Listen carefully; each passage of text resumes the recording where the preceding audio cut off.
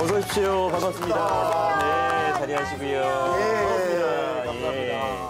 자, 오늘 고양이 목에 마이크 달고 21번째 시간입니다. 오늘 저희가 모신 손님은 광주 시민은 거의 모든 분이 알고 있는 친숙한 인물이신데 낸시링 씨는 아무래도 처음 뵙겠어요. 국적이 미국이다 보니까 미국인이라서 잘 모르실 텐데 혹시 누군지 일단 인상은 좀 굉장히 어디선가 많이 뵌 것 같아요. 아, 그래요? 네, TV에서 많이 뵌 것 같기도 하고. 제가 미국에서 좀 놀았습니다. TV에서 왔. 그래서 딱 보니까 아까 여러 명이 또 같이 이렇게 있으시고 하는 거 보니 이렇게 대기업 재벌 기업의 막내 정도 되는 관련 가족이 아닐까. 대기업 재벌 기업의 막내면은 사고뭉치? 일 텐데. 아, 그런가요? 실제로 광주의 최대 기업 중에 하나지요. 제가 있는 곳이. 기업이라고 표현해 주셨습니다. 최고의 기업. 네. 그래서 우리 맞네요. 직원들이 저한테 사장님 합니다. 진짜로요? 네. 광주의 최고의 기업은 어딘가요? 어디라고 생각하세요? 삼성? 기아자동차? 삼성? 삼성, 네. 기아자동차. 광주 최고의 기업은 저희 회사 바로 옆에 있습니다. 광주 KBS 옆에 있는 광주시청에서 근무하시는 강기정 광주시장을 모셨습니다. 네, 반갑습니다. 안녕하십니까. 네.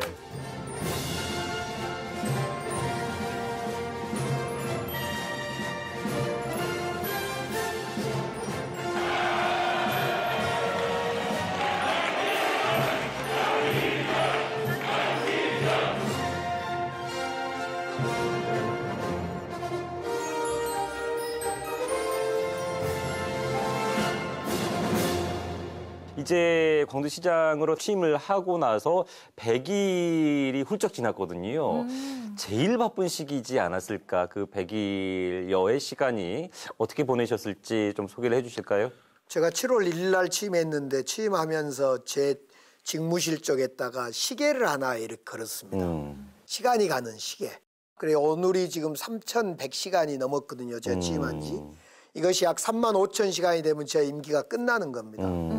제가 시계를 건 이유가 내가 시간을 지배하겠다 이런 의욕을 가지고 광주의 시간을 내가 좀 잘 써봐서 광주의 변화를 좀 빠르게 일으켜봐야겠다. 변화를 가져와 봐야겠다 이랬는데 요즘은 제가 시간에 지배당하고 있는 느낌이 들어서 저 시계만 보고 있으면 스트레스 받아요. 아이고 내가 지금 이러고 있을 때가 아닌데 아이고 일을 해야 되는데 이런 식으로 스트레스를 받아서 그렇죠. 지금 시간을 지배하려던 제 생각이 제가 시간으로부터 지배당하고 스트레스를 받는 것 같아서 영 지금 불편하시죠. 불편합니다. 예. 그중에 제가 취임하면서 우리 4,000여 명의 사원, 우리 직장 공무원들 제가 생일날 문자도 챙겨주고 또 늘 얼굴도 보고 점심도 먹고 그런데 근데 생일날 그냥 문자만 뭐 선물 같은 건 안 보내시고 우리 직원한테 케이크 하나씩을 보냅니다. 아, 진짜요? 이 직원 4,000명한테 다 케이크 하나 가고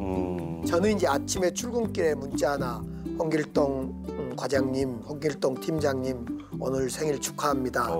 생일을 보내요. 근데 그렇게 해가지고 후회하시려고 내가 왜 이걸 시작해가지고 이렇게 아침마다 번거롭게 그 4천 아니 이게 명이면 지금 뭐 진짜. 하는 일이야 지금. 그걸 제가 6시 반에 보내거든요. 아침 출근길이 그러니까. 그런데 주말에는 좀 늦게 일어나고 싶은데 그걸 보내려고 또 눈을 뜨게 되는. 국회의원, 청와대 정무수석을 지내고 다시 광주시장으로 오셨잖아요. 어떤 마음으로 이 광주시장에 도전하게 되셨는지가 궁금해요. 얘기가 깁니다. 얘기가 길 수밖에 없지요. 네. 제가 국회의원을 3번 12년을 했지 않습니까? 네. 그런데 2016년 3선이 끝나는 16년에 당시에 김종인 비상대책위원장이 저를 강기정 의원은 문재인 당시에 저 후보하고도 가깝고 386이고 운동권이고 많이 해먹었으니까 이제 그만해라 하고 저를 그냥 공천 배제를 시킨 거예요. 더불어민주당이 광주 3선 강기정 의원의 지역구인 광주 북구갑을 전략공천 지역으로 추진하기로 했습니다. 광주 북구갑 선거구를 검토한 결과 경쟁력이 없는 것으로 나타났다며 사실상 강기정 의원을 공천에서 배제시켰습니다. 이 억울함을 공천 불복을 해서 싸워서 무소속으로 나가서 기현이 명예회복을 할 거냐 아니면 인생 이모작을 시작할 거냐. 그래서 그때 다시는 국회의원은 안 하겠다 하면서 독일 베를린으로 공부를 하러 떠나게 됩니다. 그래서 베를린에 갔더니 이제 지방자치가 활성화돼 있어요. 거기는 네. 연방제니까. 네. 그래서 이런 지방자치가 활성화된 지방자치단체를 한번 일해보고 싶다. 그래서 꿈을 키워서 그때부터 광주시장 도전을 속마음으로 좀 키워왔던 거죠. 그 시장 그 광역단체장이라고 하지만 예산을 따오거나 뭔가를 하려면 국회의 동의를 얻어야 되잖아요. 거기 가서 또 아쉬운 소리를 해야 되는 입장 아닌가요, 시장직은? 국회의원 재선 3선하고 나면 대부분 물으면 지방자치단체 장을 해보고 싶어 한가 봐요. 그것은 이제 인사권과 사업의 어떤 집행권이 있기 때문에 국회의원은 입만 살아있어요. 입만 살아있어요. 아니 본인도 하셨으면서 그래. 저도 입만 살아 있었나요 그때? 입만 살아있어요. 이거. 네. 이 권한이 없어요. 별로. 인사 채용할 권한도 없고 돈 쓸 권한도 없어요. 국회의원은 예산 편성 권한이 결정을 있지만 해주는 거지. 뭐, 예. 결국은 도돌이표예요. 자기가 있는 위치가 최고이고 국회의원은 국회의원이 최고고 시장은 시장이 최고고 서로 아쉬운 소리를 하게 되는 그런 관계가 아닌가 생각을 해봅니다. 저는 시장님을 뵙는 건 처음이에요. 네. 실제로 처음 뵀는데 개인적인 이야기도 궁금해서 학교를 제가 보니까 전남대 전기공학과 졸업하셨더라고요. 그러면 집에서도 막 이렇게 전기 관련한 웬만하니 뭐 이렇게 전구를 이렇게 간다든지 텔레비전 뒤에 거를 뭐 어떻게 다 이렇게 고친다든지 뭐 이런 것들 하시나요? 그때는 민주화운동하고 데모하러 다니라고 대학 때 공부를 통 못해 안 했죠. 그런데 대학 때 그 집회하지 않습니까? 이렇게 학교 내에서. 그때 이렇게 앰프 이렇게 나팔 앰프 설치하고 그러는데 그때 이제 설비가 잘 고장이 나요. 그러면 제가 꼭 불려나갑니다. 휴즈만 갈면 되는데 다른 인문대생들은 그걸 못합니다. 네. 제가 그걸 다 하지요. 그때 박수 엄청 받죠. 그렇죠. 전기과로서 톡톡히 제 역할을 했죠. 아니 그리고 집에서도 하시냐고요? 네, 전기 이렇게 전구 갈고 공공 일은 하는데 그래서 뭐 이렇게 전기 집에서는 나갔다고 요즘에 하면은. 제 집에 그 네. 부엌에 이 전등이 2개인데 한쪽이 깜박 하는데 지금 그걸 갈아야 되는데 못 갈고 있습니다.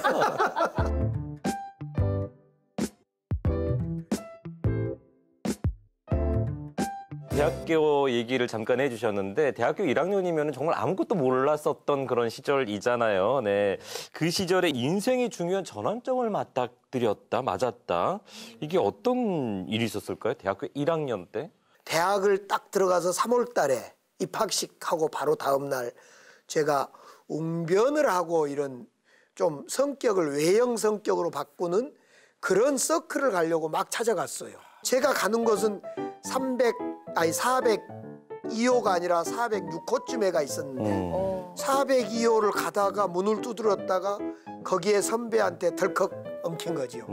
그 선배의 게임에 빠져서 제가 이제 그 운동권을 학생이 제가 되는 거죠. 그해 1학년 때 10월에 박관현 열사가 이제 죽게 되는 거죠. 감옥에 있다가 죽음을 맞게 된대. 왜 박관현이라는 우리 선배를 왜 죽게 하냐 이런 분노가 서서 일면서 그때부터 이제 우리 사회의 불평등에 대해서 깨닫게 되고 이러면서 제가 소위 운동권 학생으로 변모를 하게 됩니다.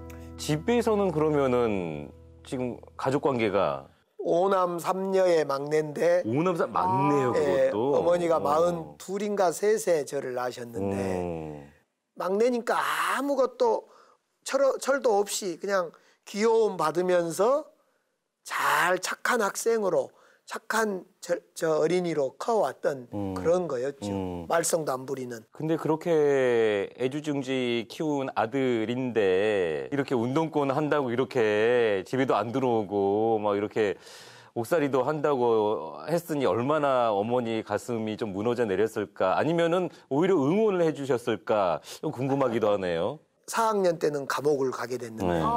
그러니까 어머니가 이제 실망을 많이 하셨죠.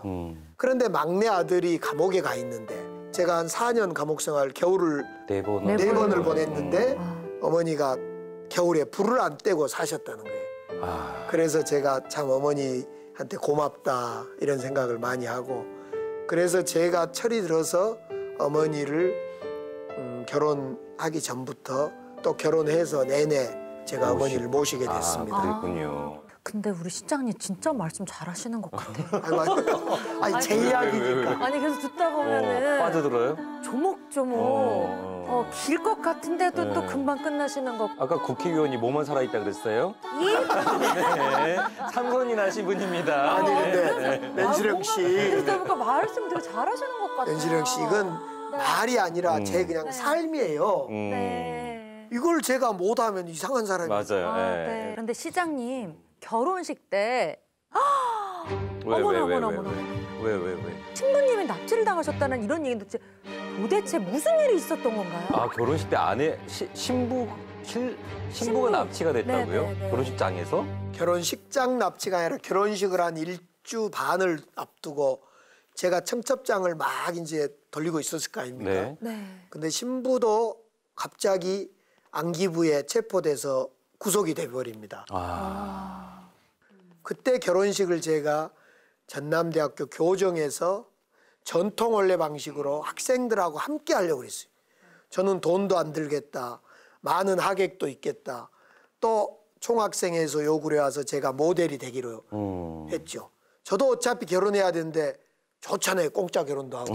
네. 거기서 그냥 국수 한 그릇이면 좋죠. 그런데 안기부에서 당시에 경찰 안기부는 제가 거기에서 결혼을 하면 마치 또 다른 시 현장이 만들어질 수 있다. 선동의 장이 될 수 있다. 선동의 장이 될 수 있다. 거기서 요구는 결혼식장을 바꿔라였어요. 하지 하지 말라는 말라. 건 아니고. 그게 같은 말이죠.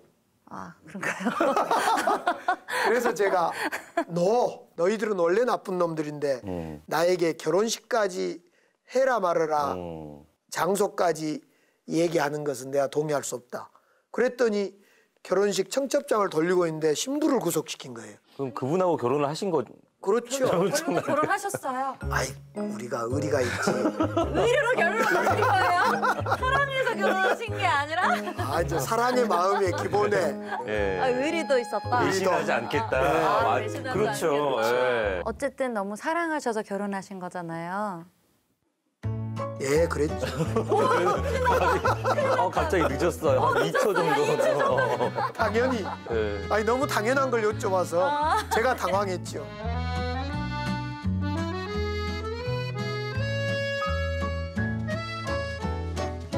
광주 얘기를 안 할 수가 없습니다. 가장 초미의 관심사입니다. 뭐 이거는 남녀노소 세대를 불문하고 초미의 관심사는 아무래도 광주의 복합 쇼핑몰이 언제 들어올 것인가. 제가 오늘 시민 여러분들이 기다리는 복합 쇼핑몰에 대한 기쁜 소식 드디어 접수가 시작될 것입니다. 그러면 우리 시에서는 빠르게 이 접수된 계획을 검토해서 시민들이 누리고 즐길 수 있는 공간으로 만들어내려 합니다. 제가 열심히 해서 제 임기 안에 시민들이 활용할 수 있도록 해볼 생각을 가지고 있습니다. 어디가 될지 그 얘기 나올 줄 알았는데 워낙 롯데, 현대, 신세계가 붙었기 때문에 지금 초미의 관심사긴 한데 아무튼 어디가 들어서든 꼭 들어는 선다. 네. 시장님 취임 후 가장 처음으로 결재한 사안이 민생경제대책본부라고 했어요. 아주 맨 처음으로 결정한 게. 네네네네. 어떤 일들이 이루어졌나요? 그렇습니다. 제가 7월 1일 취임했는데 오전에 취임하고 오후에 첫 결제를 아주 의미 있는 거잖아요. 근데 첫 결제는. 했습니다. 지금도 그렇습니다만은 당시에도 고물가, 고금리, 이 고환율 때문에 우리 민생 경제가 그냥 완전히 어려워집니다. 그래서 제가 그때 우선 공공요금을 동결했어요. 두 번째 상생카드 좋아했는데 안 됐는데 이걸 더 하자. 그렇죠. 이런 네. 이후에 결정을 했고 특히 기업하신 분들이 이자 부담이 높아서 이자 지원을 더하자. 이런 결재를 제가 하게 됐죠. 시장님, 경제와 민생을 원활하게 하는 온종일 돌봄 서비스 체계 구축도 추진 중인 걸로 알고 있습니다. 어린이, 아픈 분, 노인까지 전체 생애 주기별 돌봄을 구청과 함께 온종일 하겠다. 예를 들면 내가 오늘 저녁 7시에 진짜 중요한 모임이 있는데 우리 애가 있는데 이 애를 데리고 갈 수 있는 자리는 아니고 거기다 맡기고 싶은데 어떻게 하지? 이럴 때 이 돌봄 시스템이 작동을 하게 됩니다. 이것이 돈이 좀 들어갑니다. 그래서 구청 부담은 25%, 시 부담은 75%로 해서 잘 서로 합의해서 지금 시하고 구가 내년부터 이 온종일 돌봄 체계를 바로 시작하자 이렇게 합의를 해놓고 있습니다. 우리 사회가 함께 돌볼 수 있는 그런 시스템을 만들어가자. 네. 근데 이게 먼 미래 얘기가 아니라 내년부터 시행을 한다고 하니까 이것은 전국의 최초이고 광기정 시장이 돌봄 체계를 두텁게 해야 된다라는 의지를 가지고 해보는 것입니다. 저희는 오늘 사실 뭐 여러 광주시정 얘기도 했지만 개인적인 얘기를 들어서 너무 재밌었는데 맞아요. 어떠셨는지 끝으로 한 말씀 들어볼까요? 네? 냉실행 씨를 오늘 이렇게 또 뵙게 되고 네. 또 우리 코코샤넬. 멋진 고양이 고양이 코코샤넬. 코코샤넬 샤넬. 코코샤넬을 네. 만나서 너무 즐거웠습니다. 우리 시민 여러분들하고 함께 또 대화 나눌 수 있어서 네. 감사드리고요. 제가 시민들과 함께 약속했던 그런 일들 게을리하지 않고 광주의 시간에 정말 쫓기지 않고 제가 먼저 지배해 가면서 하나하나 잘 헤쳐나가도록 하겠습니다. 늘 시민 여러분들이 응원해 주시고 격려해 주셔서 감사합니다. 광주 시민 모두가 행복한 그런 광주시를 이끌어 주시길 기대하면서 오늘 인터뷰 여기서 모두 마무리하도록 하겠습니다. 고맙습니다. 감사합니다. 시장님. 수고 많으셨어요.